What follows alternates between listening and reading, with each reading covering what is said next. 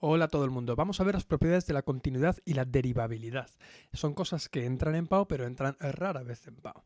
Lo primero vamos a ver las propiedades de la continuidad más evidentes, que son estas. Es decir, si yo tengo dos funciones continuas en un punto en x igual a, también la suma de esas funciones va a ser continua, también la multiplicación, también multiplicar un número por esas funciones y también el dividirlos. Porque lo que me va a quedar, siempre y cuando, claro, la función que esté abajo sea distinta de cero. Esta propiedad no es nada del otro mundo, pero vamos a ver la siguiente, que esta ya tiene nombre, el teorema de los valores intermedios. Si es continua en un intervalo AB, entonces para todo un valor K que esté dentro de ese intervalo, forzosamente tendrá que haber un valor C tal que f de C sea K. A ver si se entiende mejor con el dibujo.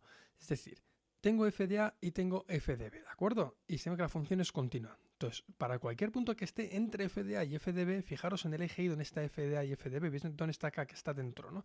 Para cualquier valor K, tiene que haber un C que esté entre A y B, siempre y cuando K esté entre f de A y f de B. Y eso es lo que nos dice el teorema del valor intermedio. Si lo pensáis y lo visualizáis, veréis que es algo que se ve pues, de sentido común, tampoco es nada extraordinario. El siguiente teorema que vamos a ver nos va a decir algo fundamentado en este de aquí.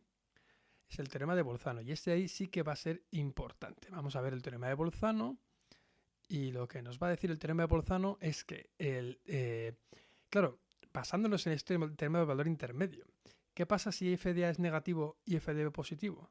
Pues que en algún punto entre medias tendrá que cruzar el eje, siempre y cuando la función sea continua.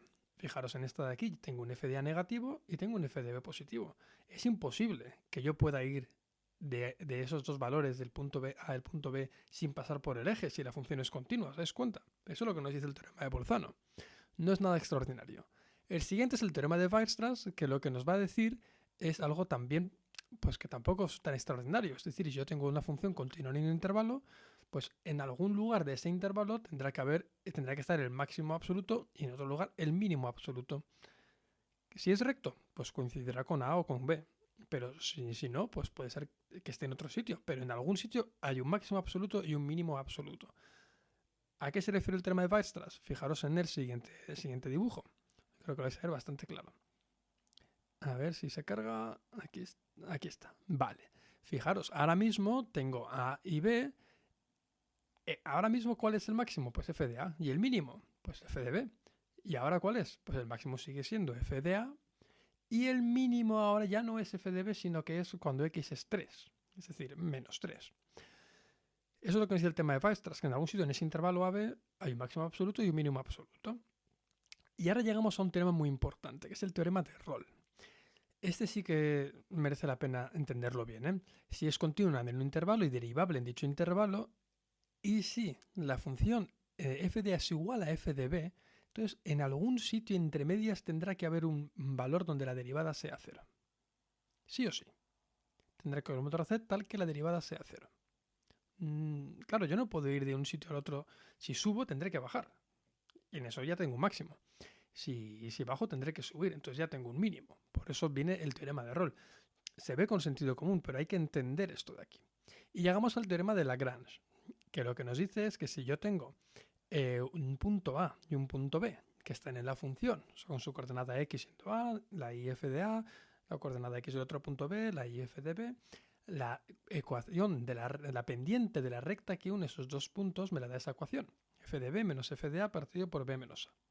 Bien, si yo dibujo esa recta, que va del punto A al punto B que están en la función, la vemos aquí, esa es esa recta, lo que me dice este teorema, el teorema de Lagrange, es que siempre tiene que haber una recta que sea tangente a la función y paralela a esa recta en un valor C que está entre A y B. Este teorema bueno, que yo creo que si lo pensáis y lo veis con calma se entiende, o sea, no está diciendo nada extraordinario.